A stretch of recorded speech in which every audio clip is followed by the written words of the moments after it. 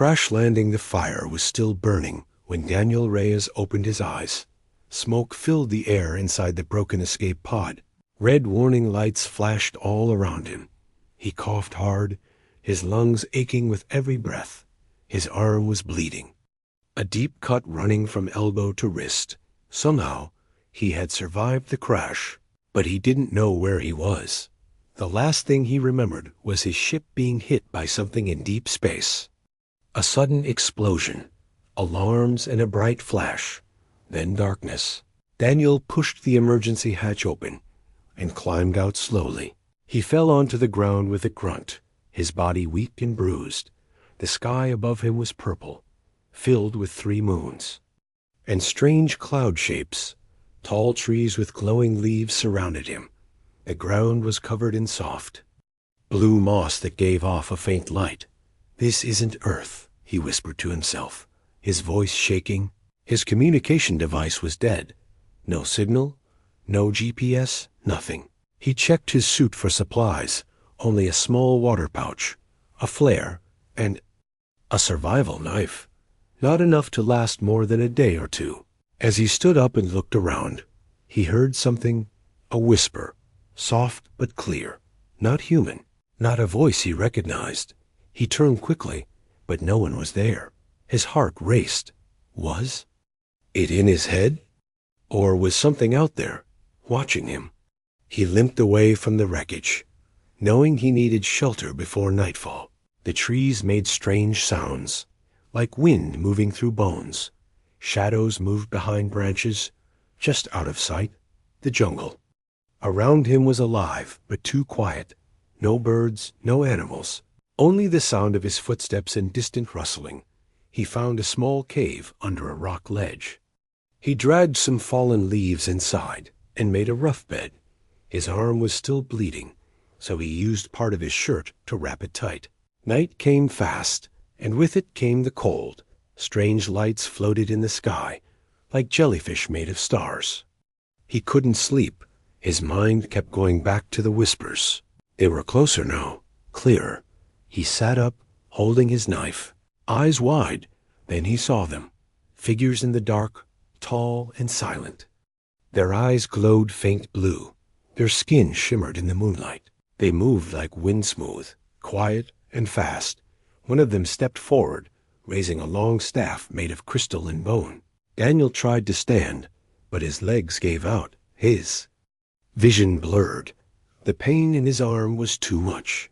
He collapsed to the ground, breathing heavy. The figures surrounded him, speaking in a language he couldn't understand. One of them knelt beside him. Her face came into view, strange, beautiful, and not human. She had silver lines running across her skin. Her eyes deep and glowing. She touched his forehead gently, and suddenly everything faded to black. When he woke up, the cave was gone. He was lying on soft leaves in a warm room, glowing with soft blue light. Strange symbols moved on the walls like living ink. He felt no pain in his arm. Looking down, he saw it had been cleaned and wrapped in some kind of plant cloth. He sat up, confused. He wasn't alone. Around him stood 6 women tall, alien, and silent. Their skin had markings that glowed softly, like starlight underwater. They watched him with calm eyes, but didn't speak. They didn't need to. Voice echoed in his head, not spoken, but felt, "You are not safe here." It said, "You fell from the sky," and something followed. Daniel's heart skipped a beat. "Who are you?" He asked out loud. The voice replied inside his mind. Again, "We are the last daughters of the moon nest, and you may bring death to us all."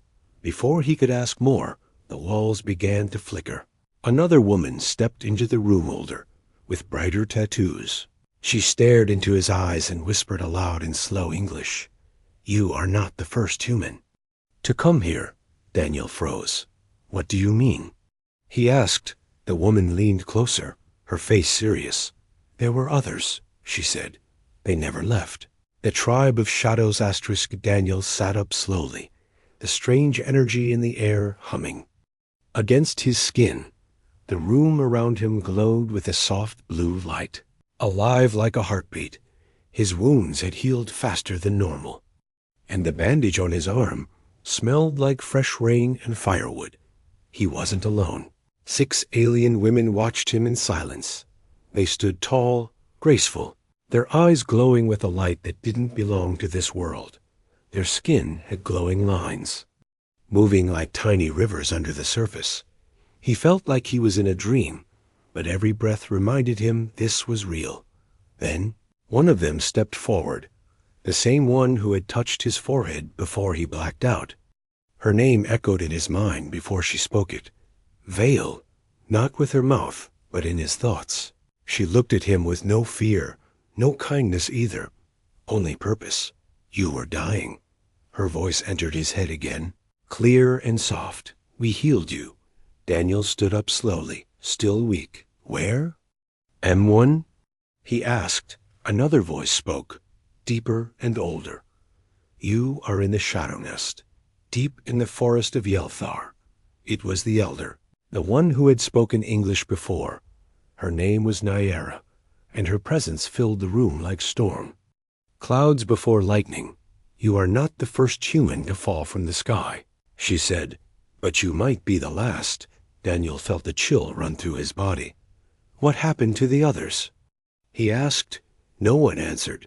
Outside the chamber, strange sounds echoed, distant drums, howling wind, and something else, like whispers beneath the earth. The elder turned to Vale and spoke in their own language, sharp and musical. Vale nodded and led Daniel through a narrow path made of glowing vines. As they walked, Daniel saw more of the alien tribe. They lived in tree homes suspended above the jungle floor. Fires floated mid-air, shaped by energy, not wood.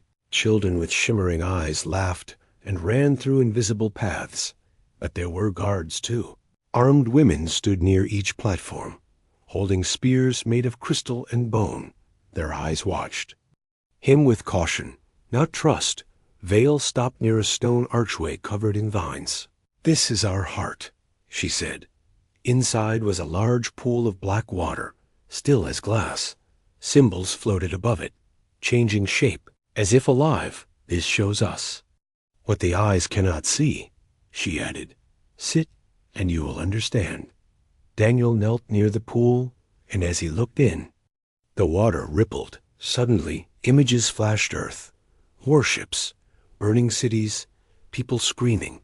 Then the view shifted. His ship, the explosion, his escape pod spinning toward this planet. Then came something darker. A shadow followed the pod. Not a ship, not a creature, just darkness with shape. It fell to the planet too, hiding in the trees. What is that? He gasped. Vale's face turned grim. It has no name, but it feeds on life. It follows the scent of fear and machines. Nyera appeared behind them, her voice cold and final. It came before, long ago, but we sealed it beneath the forbiddens. Crater, now you have opened the sky, and it has returned. Daniel's chest tightened. You think I brought it? Nyera looked at him, her eyes glowing harder. You are the key, whether you meant to or not. That night, the drums grew louder. From the edge of the forest, a scout returned, her body covered in black dust, eyes wide with horror. She collapsed before the elders, whispering 2 words with her last breath. It's coming. The entire tribe moved as one. Torches were lit, children taken to the hidden caverns. Warriors climbed the trees and took position. Vale handed Daniel a spear knot to protect himself, but to prove his worth. If you are one of us, she said, then stand with us. But if you are its servant, it will reveal you. Daniel looked out into the dark jungle. The wind had stopped. The night was silent. Then, from the trees, something moved. Not an animal, not a machine. It crawled like smoke, fast, angry, alive, and it was coming straight toward him. The forbidden zone.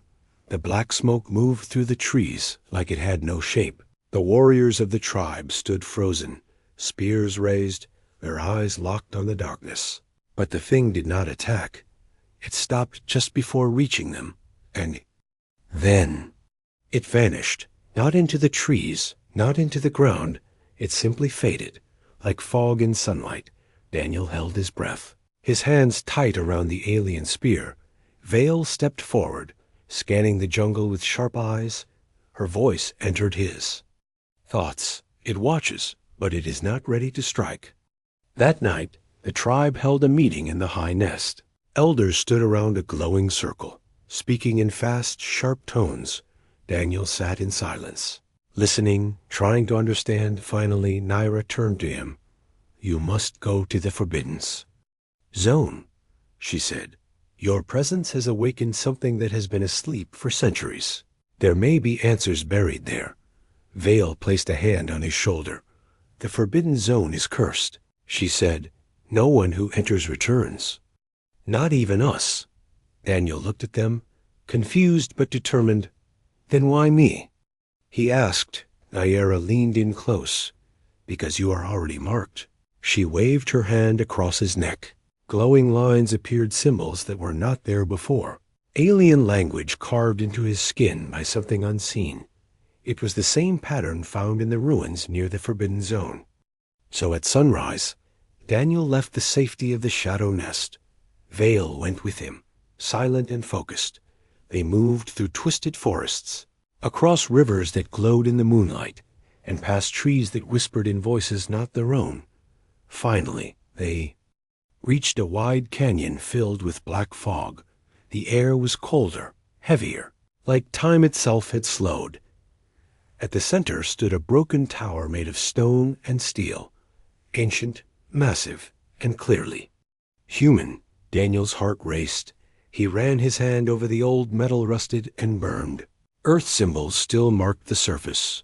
Project Seraphim Containment Unit 9, the faded letters read. Earth was here, he whispered. But why didn't anyone know about this?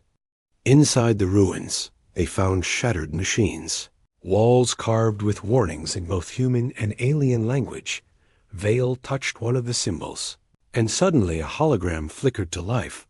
A man appeared, dressed in Earth military uniform. His voice was recorded, his tone urgent. "This is Commander Rourke," he said. "If you are seeing this, Seraphim has failed. We tried to contain it, but it adapts, it learns. It's not a creature. It's a living algorithm, designed to consume and rewrite biology." Daniel stared in disbelief. "They made it?" he said. "They brought this thing here?" The hologram ended with a final message.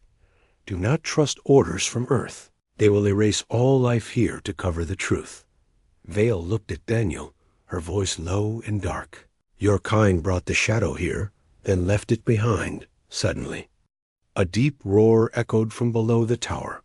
The floor shook, cracks opened, and a long, black tendril rose from the ground. It wasn't just a creature. It was part of the structure alive, fused with the building. The weapon Earth created had evolved, merged with the planet itself. Daniel and Vale ran, the ruins collapsing behind them. But as they escaped, Daniel felt something inside him change. The symbols on his neck glowed brighter, warmer, like the structure had recognized him, like it had passed something into him. Back at the shadow nest, the tribe waited in silence. Naira touched the markings on his skin and closed her eyes. When she opened them, her face was pale, her voice shaken. "You were not just marked," she said. "You were chosen." "Chosen for what?" Daniel asked. Naira turned toward the dark jungle, her voice soft. "To finish what your people started. To awaken the Seraphim." Daniel's blood ran cold. "What is Seraphim?" he asked. Vale answered this time, her eyes filled with fear. "It is not a machine," she said. "It is not a weapon. It is a decision." Echoes of the machine, asterisk. Daniel couldn't sleep. The cold symbols on his skin still glowed faintly, pulsing like a second heartbeat. No matter how many times he tried to wipe them off, they returned. He wasn't just a visitor on this alien world anymore. He was part of it now, outside the shadow. nest, the jungle was silent, too silent. Even the usual strange lights in the sky were gone. Inside the council chamber, the elders argued in hushed tones. Naira stood at the center, calm but stern. Project Seraphim was not only a weapon. She said it was a seed. Vale stood beside Daniel, her eyes watching everyone. Daniel has triggered something deep inside the ruins, she said. It recognized his blood. Some warriors stepped back, their faces filled with fear. Others stepped forward, drawn by the same fear into anger. One of them spoke sharply, her voice echoing, "He is not one of us. He is the return of the machine." Daniel stepped forward. "I didn't choose any of this," he said. "I didn't even know this place existed. I just want to survive." Naira raised her hand, silencing the room. "We need answers," she said. "You must return to the ruins deeper this time. There is a core chamber beneath the surface. It may show us more." Vale nodded. "I will take him," she said. But in the shadows, someone watched quietly. Someone who didn't want the truth to be found. The next morning, Daniel and Vale crossed the fog valley again. But this time, they entered a hidden door, unlocked by the glowing marks on Daniel's hand. The door led to a deep tunnel, made of black metal, untouched for decades. The deeper they went, the warmer it became, not heat, but something like electricity, alive in the walls. At the end of the tunnel, they found a chamber covered in mirrors. Strange reflections showed not their bodies, but their thoughts, their fears, their past. Daniel saw himself as a boy, watching Earth's sky from a rooftop, dreaming of stars. Then he saw Earth burning, cities falling, machines turning on their makers.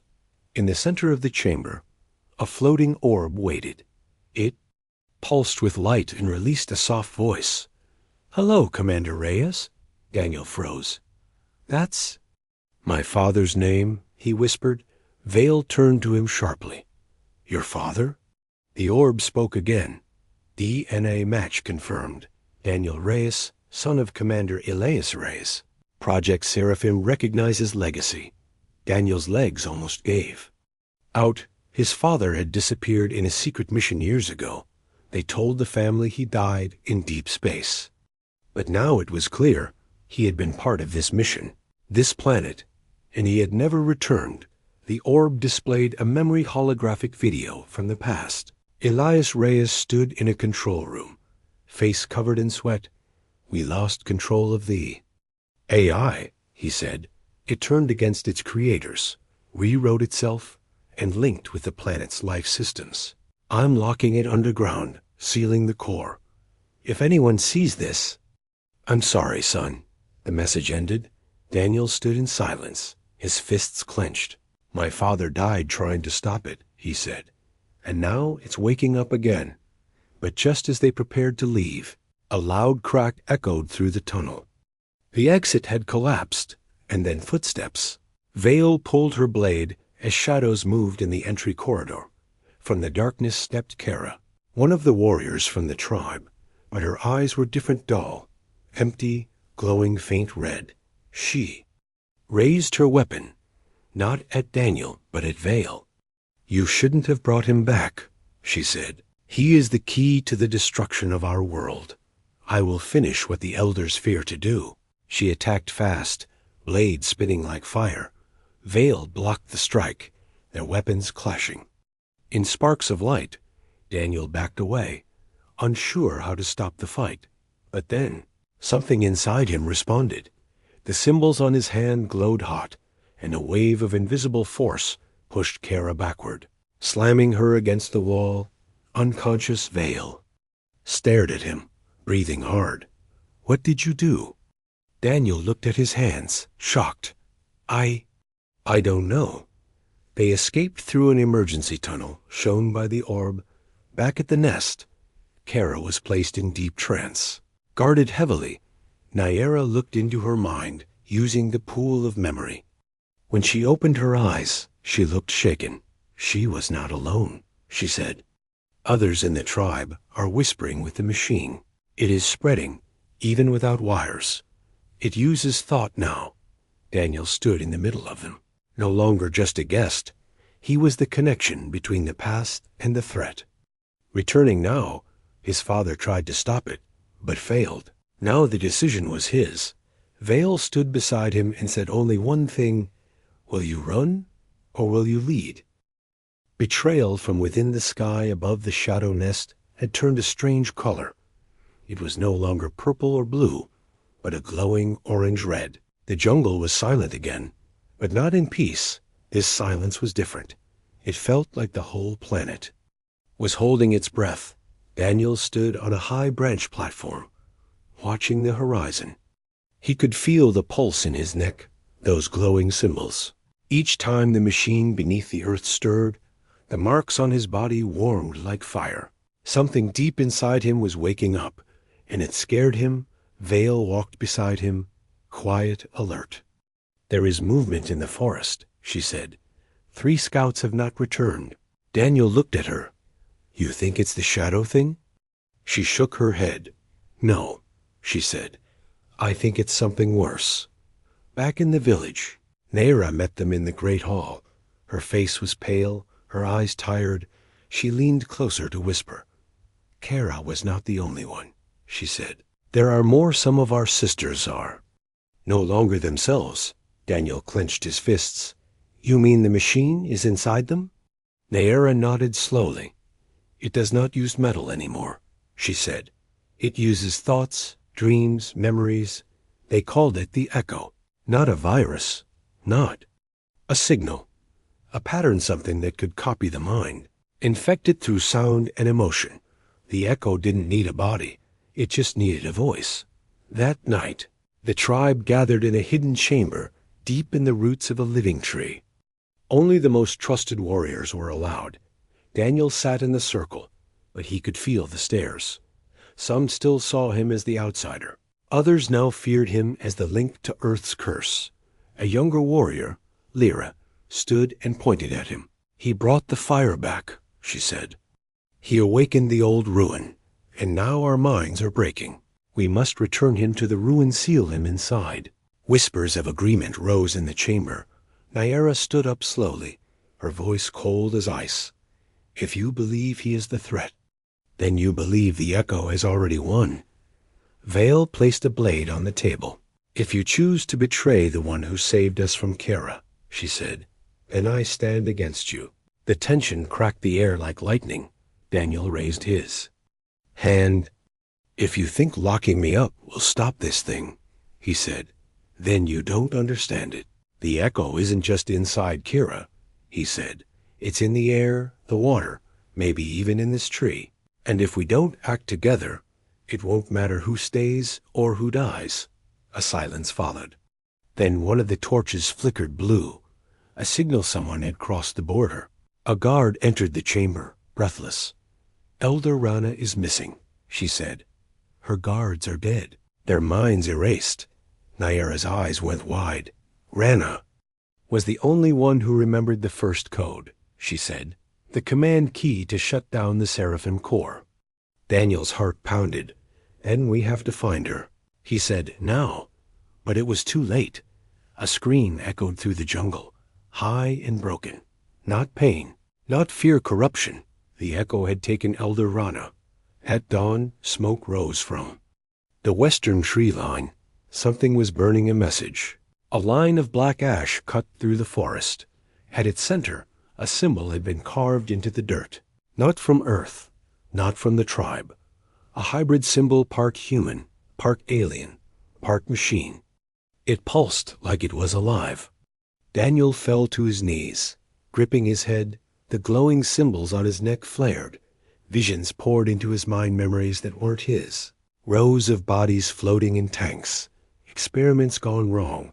His father shouting, "Shut it down, shut it down."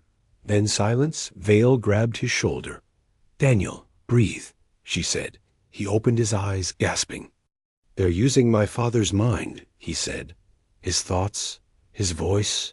That's how it's spreading through memories of people it consumed." Naira's voice shook. "Then there's only one path," she said. "You must go to the Seraphim Corps. and end what your people started. But if we send you, she continued, some will not allow you to return. There is talk of sacrifice. Daniel looked around. He saw the fear in their eyes, but also the strength, and he knew what had to be done. I'm not here to run, he said. If I have to face my father's ghost and destroy this thing from the inside, I will, but not alone. Vale stepped beside him, her eyes like fire. Then we go together, she said, and we bring the echo silence. The final protocol asterisk. The sky cracked open like glass. A burning white line tore through the clouds. Falling fast from orbit, the Earth warship had arrived. Daniel stood at the edge of the shadow nest, watching the sky burn. It was sleek, cold, and shaped like a spear, a destroyer-class vessel, built for one thing: extinction. Vale stood beside him, silent but alert. Nayara's voice echoed behind him. They did not come to save you, she said. They came to erase what you saw. Daniel's communicator blinked for the first time in days. A voice broke through, sharp and military. Unidentified survivor, this is Command Vessel Raptor. We have detected a bioengineered signal from your location. Prepare for planetary cleansing. Daniel pressed the button to reply. No, he said. There are people here, living beings, intelligent, peaceful. They saved me. The voice returned, colder. They are infected. Protocol Seraphim final phase initiated. T-minus 6 hours until full planetary purge. The signal. Cut off. Vale looked at him, her jaw tight. They call us infected, she said. They have not even seen us. Daniel's hands trembled. His father's last message played again in his mind. Do not trust Earth. They'll cover the truth with fire. Nayara approached with a carved stone in her hand. This is the core seal, she said. The original key your father used to lock Seraphim, but the core has evolved since then. You must finish what he started from the inside. Daniel looked at the object. It glowed softly in his hand. He felt the warmth of his father's voice, the echo of old. Pain, he was no longer just a visitor here. He was a decision. That night, the nest prepared for war. The tribe forged new weapons, part machine, part nature. Children were taken underground. The skies watched with red eyes. Daniel and Vale moved through the jungle under moonlight, heading toward the ruins one last time. But the forest had changed. The trees were darker, twisted. The echo had grown, and it now had a voice of its own. You can still leave? The voice whispered in Daniel's mind. Let them burn, let them fade. You are human, not theirs. Daniel clutched the core seal tighter. No, he whispered back. I'm not yours either. They reached the Seraphim ruins just as the first light from the warship's targeting beam lit the ground. The core chamber opened for him, like it had been waiting inside. The walls were no longer metal. They pulsed like skin, half machine, half organic. Living code. In the center, a column of light rose into the sky. Inside it, memories floated. Like Glass's father, Earth cities, destroyed tribes, failed experiments then. His own face, the system had already copied him. Vale stood guard while Daniel stepped into the light. Pain shot through him, his body scanned, rewritten, questioned. Then a voice returned. User confirmed? DNA line Elias Reyes? Activate final protocol? Yes, Daniel said, but a second message appeared. Warning. Core rewrite will erase all connected systems including native minds. Continue? His heart froze. If he activated the final protocol, the Seraphim Echo would die. But it would take the neural patterns of the alien tribe with it. They had been exposed to the signal for too long. Killing the machine might kill them too. Vale looked at him through the glass light. She knew, and she nodded. If this is the price, she said, we accept it. Daniel stepped back, his hands shaking. No, he said, there has to be another way. He opened the core's control systems, rewriting the command. Instead of activating destruction, he rerouted the signal. He broadcast a message to the Earth warship, not from himself, but from the core. Seraphim fully integrated. Echo neutralized. Mission complete. The warship paused. Its lights dimmed. Earth believed the job was done. The purge countdown stopped at 0:01. But inside the chamber, Seraphim screamed. The system knew it had been tricked. It surged, trying to rewrite Daniel's mind. He fell to his knees, bleeding from his nose, his eyes flickering with light, but Vale rushed into the light with him. Holding his hands, "You are not alone," she whispered. Together, they forced the final command into the core. Erase the echo. The walls cracked. The light turned red. The chamber collapsed in thunder, and the jungle shook for miles. Later, Daniel woke in the roots of a glowing tree. The marks on his neck were gone. Vale sat beside him, alive, breathing. The echo was gone. In the sky above, the Earth ship turned and left. No questions, no rescue. Only silence. Daniel looked at Vale, then at the sky. "I'm not going back," he said. She smiled. "You never left," she replied. One of us, the warship, was gone. The sky was quiet. For the first time in days, no burning light, no countdown, no death from above. Just stars and silence. Daniel opened his eyes under the glowing branches of the mother tree. His body was weak, but alive. The core seal lay beside him, dark, its light gone. It had done its job. Seraphim was dead. Vale knelt beside him, her hands pressed to his chest. "You came back," she said. Daniel gave a small smile. Wasn't planning to stay gone, but something had changed in the distance. The jungle had grown brighter. Colors shifted in the leaves. The ground hummed with new energy. The planet was healing. The echo was gone. But not forgotten. Nyera stood before the gathered tribe, her voice heavy with truth. "The machine is gone, but its shadow remains," she said.